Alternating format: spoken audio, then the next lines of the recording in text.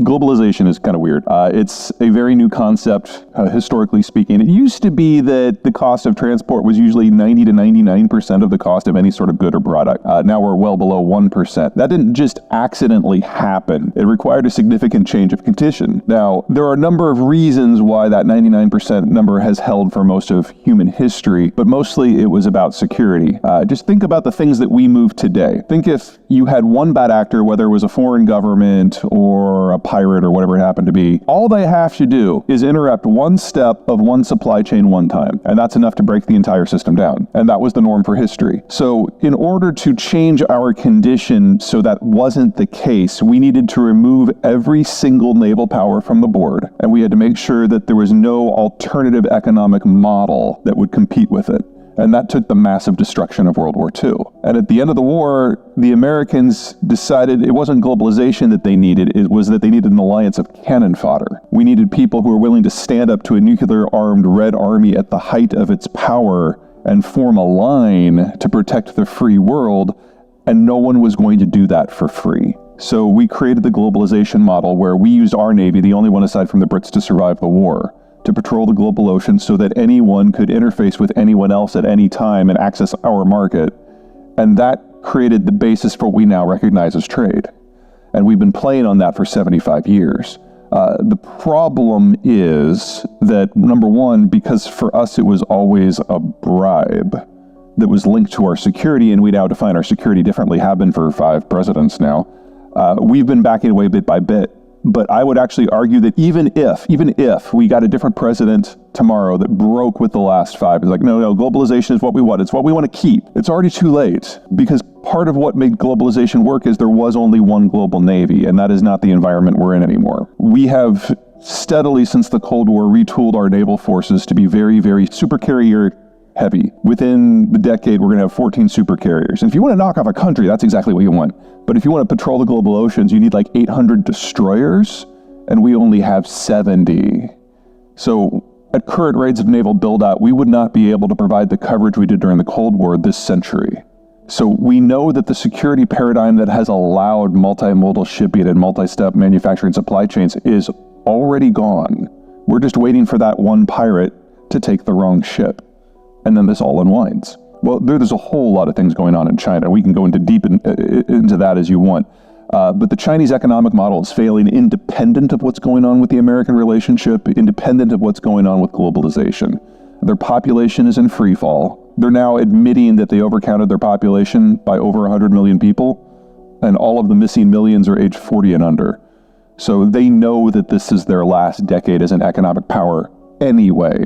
They also know that they're probably going to be the country that suffers the most from the Ukraine war, with obviously the exception of Ukraine, because they're at the end of all these supply lines, and it doesn't take much disruption anywhere in the system for them to be the ones left holding the whole bag.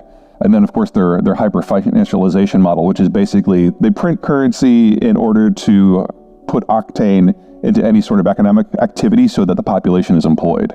It's not very efficient, but it gets growth. They've now taken that further and farther than any other country in history, and every other country in history who's ever tried this has eventually had a crash. So they're going to be wrestling with all these things in addition to a failing political system. And if we're moving into an environment where growth is no longer part of the Chinese story, and the only way that they can kind of hold the center and keep the CCP in charge is authoritarianism, then all of a sudden trade doesn't look nearly as exciting to them. And if you look at the folks that Xi appointed to be in his Politburo in the last couple of weeks, they're all yes men. None of them know much about economics or trade or manufacturing at all. All that's left of the leadership now is control. And if they crash the economy, and if it collapses by 2/3 and they have a famine, but it allows the CCP to remain in charge, then from their point of view, that's probably worth it. I don't think they have their eyes on world powerdom anymore. They may have a lot of vessels, about 600 versus our 300, but about 90% of them would fit in this room. Not all at the same time, don't be dumb, but like one at a time. They're small, they have very limited range, they can't make it past the first island chain. So in any sort measuring contest where you're trying to evaluate how far they can really go, they can make it to central Vietnam. I'm sorry, the world power that is not.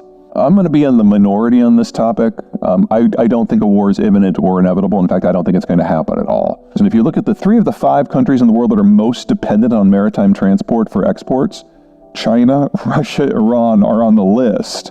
And so they all have a vested interest from their point of view in disrupting their own neighborhoods. China in order to expand its field of reach, the Russians and the Iranians in order to get better prices for their energy exports, but they forget that beyond the horizon, if they do what they want within the horizon, then beyond the horizon, nothing about their system functions anymore. But more importantly, it's just the United States. We no longer identify global economic growth as part of our security paradigm, and we haven't since Herbert Walker Bush.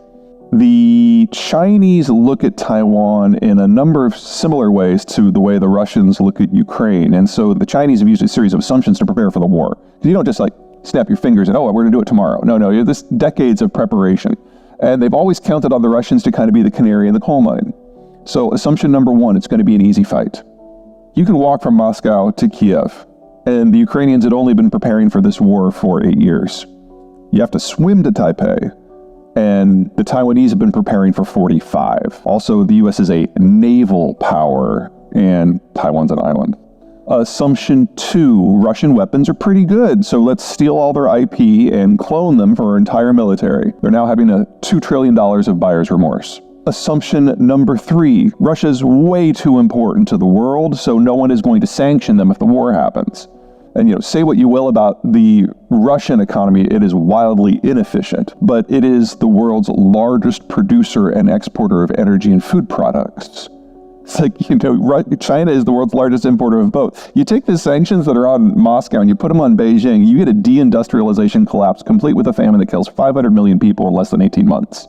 But I think the thing that has really terrified them the most is the boycotts. It's one thing when Brussels or Washington or Tokyo says that you can't do this, you can't do that. But when Halliburton emerges as the voice of morality, holy crap. The Chinese economic model is based on access to foreign markets and foreign technology. You remove that, there is nothing left.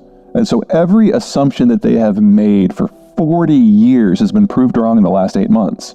Now, normally, this is where the chairman would take all his smart people and put them in the back room with some beer and pizza and say, don't come out until I have a plan B. But as part of his purges, he has killed all those people. So there's no capacity left in the Chinese system to adapt to change or in circumstance or otherwise.